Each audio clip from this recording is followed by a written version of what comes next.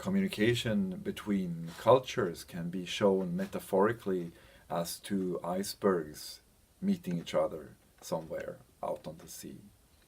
My name is Erik Hemming. I work for the Åland University of Applied Sciences in Finland.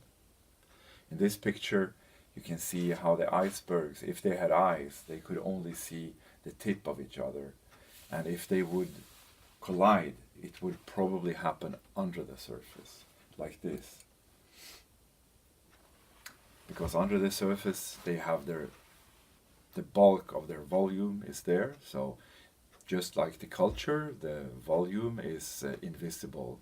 And if two cultures communicate, you're supposed to cooperate with people from other countries, then maybe you will feel irritated or even hurt. And it could be that your icebergs then have collided under the surface and you don't really understand what happened because it is really invisible to both parties. And in this picture here you see that we can call the section under the water our inner world.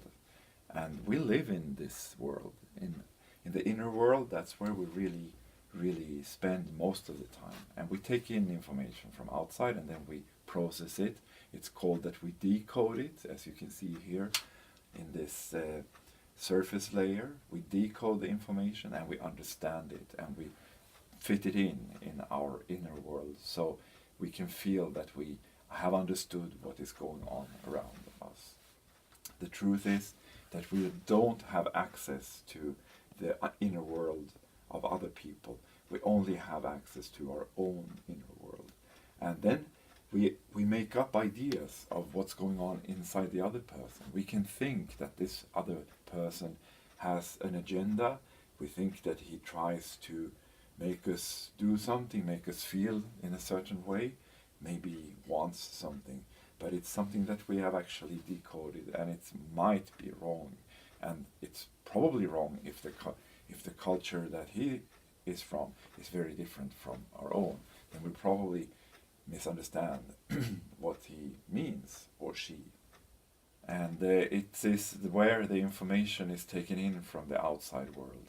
It happens very quickly. We take it, and it's very powerful. We take in 10 million bits per second by our eyes, and through our hearing about 1 million bits per second. Other senses are 500,000 bits per second, and this is processed then in our central nervous system, then the brain, by 3 billion neurons, and they all have 3,000 to 5,000 connections to other neurons, and it takes about half a second, and then we have understood something. And this understanding is very, very small. It's only 40 bits of conscious understanding of what's going on. And I've taken this information from a book which is called Notice the World by Tor Nørretranders.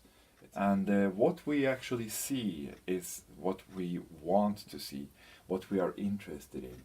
Sometimes also what we are afraid of, because we need to be, on guard for unexpected dangers.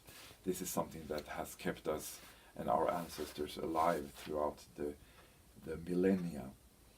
So our perception of the outside world is guided by our agenda, what we know already, what we think we know, what we want to see, etc., depending on who we are and what we need in our present situation.